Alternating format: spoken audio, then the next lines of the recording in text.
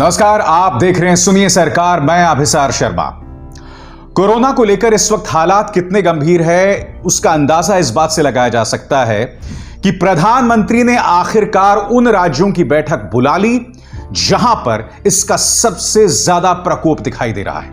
यही नहीं, supreme court ने कल इस मुद्दे पर बहुत तल्ख टिप्पणी की है, जिसमें कटघरे में दिल्ली, गुजरात, महाराष्ट्र की सरकारें हैं और कटघरे में केंद्र सरकार भी होना चाहिए, क्योंकि इन तमाम राज्यों को अगर एक कड़ी से जोड़ सकती है तो वो केंद्र सरकार है और ये जिम्मेदारी केंद्र सरकार की बनती है कि इन तमाम राज्यों की जो जरूरतें हैं उन्हें पूरा करें।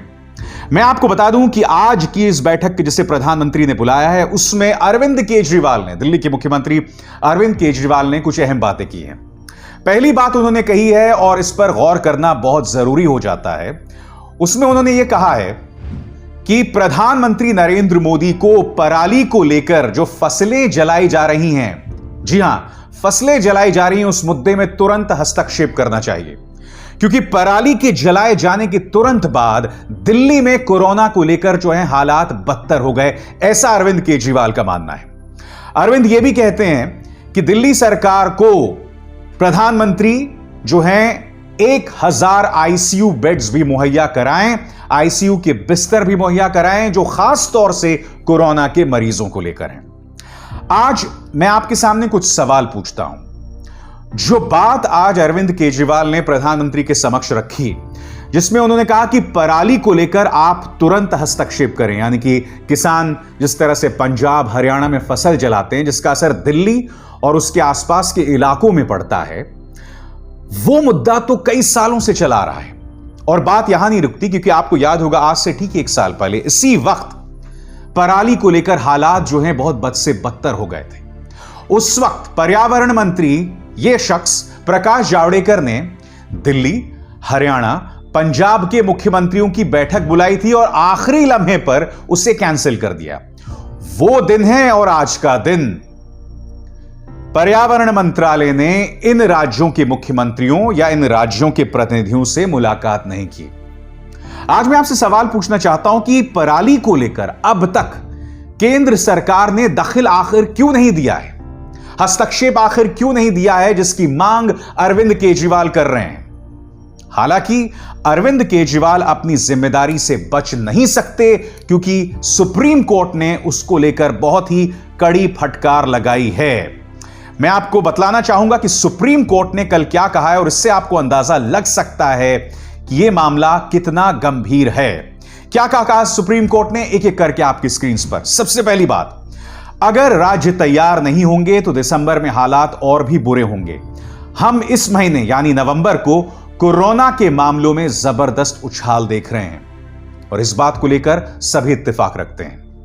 राष्ट्रीय तौर पर बेशक नंबर ऑफ केसेस कम हो गए हैं, मगर कुछ खास राज्यों में हालात बद से बदतर हो गए हैं और इस बात का ऑब्जर्वेशन किसी और ने नहीं बल्कि सुप्रीम कोर्ट ने भी कहा है। सुप्रीम कोर्ट आगे यह भी कहती है, अगर राज्य तैयार नहीं हुए तो बहुत बुरा हो सकता है। यह सुप्रीम कोर्ट इन राज्यों को चेतावनी दे रही है। बात यहां नहीं रुकती है। सुप्रीम कोर्ट ने दिल्ली, गुजरात, महाराष्ट्र और असम से 2 दिन के भीतर स्टेटस रिपोर्ट मंगवाई है और अगली सुनवाई इस मुद्दे को लेकर शुक्रवार को होने वाली है।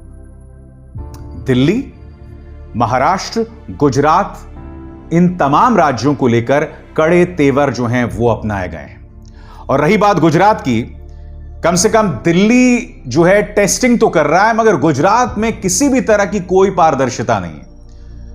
मेरे अपने सोर्सेस बता रहे हैं कि जो जमीनी हकीकत है और जो केसेस बताए जा रहे हैं मीडिया के जरिए, उनमें जमीन आसमान का फर्क है। क्योंकि आप जानते हैं गुजरात को लेकर मीडिया बहुत ज्यादा दखल तो दे नहीं सकता है, तो इसलिए गुजरात एक बहुत कड़ी चुनौती बनी हुई है। आगे दिल्ली को खास तौर पर लताड़ लगाई है सुप्रीम कोर्ट ने और पूछा है कि मौजूदा हालात कैसे हैं, आप क्या अतिरिक्त कार्रवाई कर रहे हैं, हमें नजर रखनी पड़ेगी। और दिल्ली सरकार ने इसके जवाब में कहा है कि हालात को काबू में रखने के लिए कदम उठाए जा रहे हैं। केंद्र और केजरीवाल सरकार में भी तू मैं हो गई है, क्योंकि कल जब सुप्रीम कोर्ट में मामला सामने उभर कर आया तो केंद्र ने कहा कि दिल्ली सरकार को कई जरूरी कदम उठाने की जरूरत है और आज अरविंद केजरीवाल ने प्रधानमंत्री नरेंद्र मोदी से जो मुलाकात हुई है कई राज्यों के मुख्यमंत्रियों की, उसमें ये तमाम बातें रखी हैं।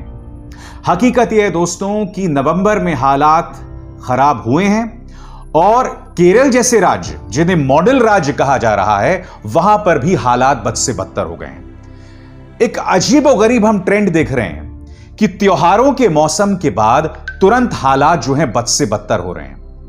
राज्यों को जिस कड़ाई के साथ चीजों पर अंकुश डालना चाहिए पूरी तरह से गायब है। मैं आपको एक वीडियो दिखाना चाहता हूं।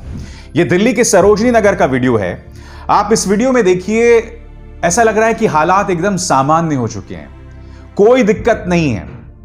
यहां पर आप देख सकते हैं किस कदर भीड़ जो है वो उमड़ी पड़ी है। ये सरोजनी नगर के हालात हैं। आज मैं आपसे सवाल पूछना चाहता हूं कि क्या इस भीड़ पर दिल्ली सरकार काबू नहीं पा सकती थी? ऐसे में हालात बेहतर कैसे होंगे, आप मुझे बताइए। मैं मानता हूं कि दिल्ली सरकार में कई एमएलएज निजी स्तर पर अच्छा काम कर रहे हैं, चाहे वो सौरभ भारद्वाज हो, दिलीप पांडे हो या उनके राज्यसभा सांसद संजय सिंह हो, मगर हकीकत यह है कि जिस ईमानदारी के साथ, जिस गंभीरता के साथ दिल्ली सरकार को एक्शन करना चाहिए वो नहीं हो रही है। अब एबीपी न्यूज के हवाले से कुछ ये तस्वीरें मैं आपको दिखा रहा हूं। इन तस्वीरों में आप देख सकते हैं कि एनडीएमसी जो है वो सरोजनी नगर के अंदर जो तमाम स्ट्रीट साइड हॉकर्स हैं जिन्हें परमिट नहीं है वहां पर दुकानें लगाने का, उन पर कार्रवाई कर रही है।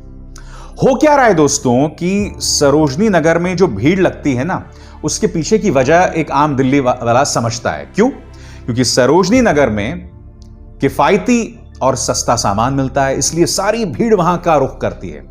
ऊपर से ये कई हॉकर्स होते हैं, वहां पर अपनी दुकानें लगा देते हैं और उन पर किसी तरह का कोई अंकुश नहीं होता है। एनडीएमसी इन तस्वीरों के जरिए कम से कम एक कार्रवाई करती नजर आ रही है। आज ये तमाम सवाल पूछने की बेहद जरूरत है कि हालात जो बद से बदतर हुए उसकी जिम्मेदारी किसकी है। यह भी पूछा जाना चाहिए कि पराली को लेकर जिस तरह की कड़ी कार्रवाई केंद्र सरकार को करनी चाहिए थी, पराली को लेकर केंद्र सरकार को पंजाब और हरियाणा और दिल्ली के साथ बैठना चाहिए था। एक के बाद एक साल गुजरता जा रहा है और अब तक केंद्र सरकार ने इस मुद्दे पर कोई संजीदा कार्रवाई नहीं की है। मगर ये तमाम मुद्दे मैं आपके सामने रख जरूर रहा हूं दोस्तों। एक अच्छी खबर भी आपके सामने मैं रखने जा रहा हूं, क्योंकि कोरोना को लेकर वैक्सीन्स जो हैं वो लगभग बनाई जा चुकी हैं और इन 3 वैक्सीन्स जिन्हें इस वक्त मैं आपकी स्क्रीन पर पेश कर रहा हूं, इन पर गौर कीजिएगा। ऑक्सफोर्ड यूनिवर्सिटी द्वारा डेवलप की गई एस्ट्राजेनेका वैक्सीन नंबर 1, दूसरी वैक्सीन फाइजर और तीसरी वैक्सीन मॉडर्ना। इन तीनों वैक्सीन्स पर लोगों की उम्मीदें हैं और मैं आपको बताना चाहूंगा कि एस्ट्राजेनेका वैक्सीन जो कि ऑक्सफोर्ड यूनिवर्सिटी में डेवलप हुई है वो भारत में उपलब्ध होगी दिसंबर के महीने से। अब मैं आपको बताना चाहूंगा कि यह काम किस तरह से करेगी। यह हर वैक्सीन जो इस वक्त आप देख रहे हैं, इस हर वैक्सीन में हमें 2 डोसेज की जरूरत पड़ेगी और इन 2 डोसेजेस के बीच में 1 महीने का फर्क होगा। यानी कि अगर आप ये वैक्सीन लगाते हैं जनवरी के महीने में, पहला डोजेज आपको अगर जनवरी के महीने में मिलता है तो दूसरा डोजेज आपको मिलेगा फरवरी के महीने में। दोस्तों, आपको इन तमाम वैक्सीन्स में फर्क करना पड़ेगा कि किसकी क्या खासियत है और इस ग्राफिक के जरिए मैं आपको बतलाना चाहूंगा। सबसे पहले एस्ट्राजेनेका की बात करें तो यह भी आपको 2 डोजेज लेना पड़ेगा महीने के अंतर में। इसके अलावा यह 62 से 90% कारगर है जो मैं आपको बतला चुका हूं और इसे आप फ्रिज के अंदर रख सकते हैं। दोस्तों, अब बात करते हैं मॉडर्ना वैक्सीन की। जी हां, मॉडर्ना वैक्सीन की भी आपको 2 डोजेज लेनी पड़ेगी 1 महीने के अंतर पर और इसकी कारगर जो है 95% कारगर है और इसे आपको रखना पड़ेगा -20 डिग्री तापमान में। जैसे कि मैंने आपको बताया कि जो वैक्सीन एस्ट्राजेनेका भारत पहुंच रही है वो आप फ्रिज में रख सकते हैं। यह आपको -20 डिग्री के तापमान में रखना पड़ेगा, 6 महीने तक आप इसे रख सकते हैं। और जैसे कि आप जानते हैं कि हमारे फ्रिज के अंदर, अगर आप फ्रीजर की बात ना करें तो फ्रिज के अंदर का तापमान अमूमन 4 डिग्री होता है। अब फाइजर वैक्सीन की बात करते हैं। ये भी 2 डोजेज लेनी पड़ेगी 1 महीने के अंतर पे और यह भी 95% कारगर है और इसे -70 डिग्री सेल्सियस में रखना पड़ेगा। और अंत में जो गामालेया स्पुतनिक 5 है, जो कि रशियन वैक्सीन है, यह 92% कारगर है और इसे भी आप फ्रिज में रख सकते हैं। दोस्तों, क्या आप जानते हैं कि एक वैक्सीन को बनाने में अक्सर 10 साल लग जाते हैं, मगर जो वैक्सीन भारत पहुंच रहा है, ऑक्सफोर्ड के साइंटिस्ट ने इसे बनाने में सिर्फ 10 महीने का वक्त लिया।